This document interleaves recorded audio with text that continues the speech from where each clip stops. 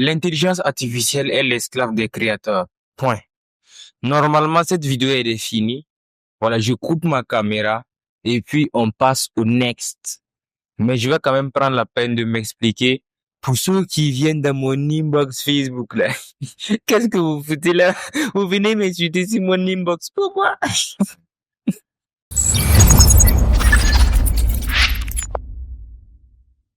Depuis l'arrivée de l'intelligence artificielle, sur les réseaux, on entend des gens dire tout et n'importe quoi. D'autres disent que c'est l'affaire des designers et d'autres disent que c'est la fin des web développeurs et d'autres se permettent de dire que c'est la fin des photographes.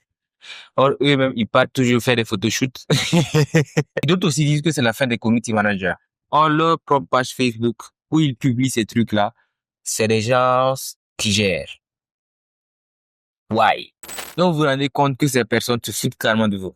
Il n'y a que deux types de personnes qui disent ça. Premièrement, ce sont ceux qui profitent de votre ignorance pour se faire des vues, de l'argent. Et deuxièmement, ce sont des gens qui s'informent très mal et qui repliquent rapidement ce que d'autres personnes disent sur le net dans le but d'obtenir des scores de viralité et aussi avoir des vues.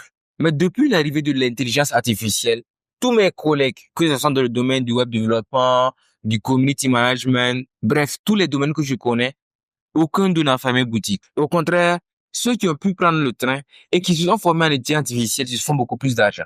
Pourquoi? Parce que l'intelligence artificielle est l'esclave de ceux qui savent créer, ceux qui s'étaient formés dans leur domaine et qui maîtrisent très bien. Une personne qui ne maîtrise pas les langages de développement ne peut pas, en un coup, développer un site web avec l'intelligence artificielle plus parfaitement qu'une personne qui s'y connaît. Donc, la personne qui s'y connaît maîtrise beaucoup plus parfaitement son domaine. Et si la personne se forme en intelligence artificielle, la personne devient un GOAT. GOAT, pourquoi? Parce que la personne devient un couteau suisse. Cette personne maîtrise bien son domaine, qui est le développement web ou autre, et elle maîtrise aussi l'intelligence artificielle. Pourquoi? Parce qu'elle pourra communiquer avec l'intelligence artificielle, avec les mots, les termes et les techniques qu'il faut. Et si ça ne lui plaît pas, il va dire de changer et ça va changer. À part un esclave qui fait ça. La raison pour laquelle je vous dis que l'intelligence artificielle est l'esclave des créateurs. Si on prend encore le domaine du design, que ce soit la création des logos et autres, créer un logo devient beaucoup plus facilement. Maintenant, générer une image et créer un logo, c'est différent. Mais ça sera l'objet dans une autre vidéo, mais pas dans celle-ci.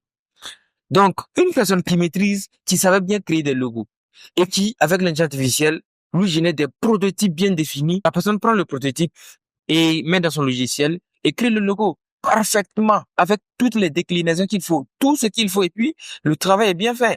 Mais la personne qui maîtrise pas ce domaine et qui prend l'intelligence artificielle peut faire des choses qui sont beaux. Oui, c'est beau, c'est bien, mais ça ne sert pas à long terme. Et aussi très souvent, même quand on regarde comme ça, c'est beau, mais ça ne veut rien dire. Et ça n'a pas de sens. Aussi, une personne qui n'est pas dans le domaine ne peut pas aller dans une entreprise, proposer le service, soi-disant parce que c'est une intelligence artificielle, avoir que le travail est beau et qu'on va accepter. Non. Ces entreprises en question ne vont pas virer leurs anciens collaborateurs et puis te faire confiance. Non. Pas du tout.